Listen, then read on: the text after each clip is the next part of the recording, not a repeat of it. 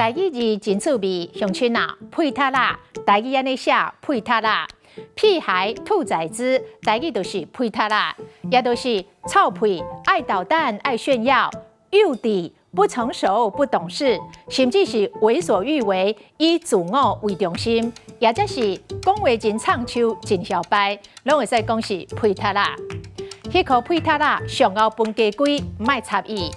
伊就配塔啦一个臭屁爱顶风神，讲话拢无经过大脑，拢是家己想家己着，常常拢是老气大进展，有够见效。7、8岁囡仔囝竟然学网络用语，甲人对流行，讲啥物有输过无惊过，讲啥物社会底行基本行情爱有，佮讲兄弟无看利益，敢若讲义气，讲骂这戆孙呢，真正是配塔啦。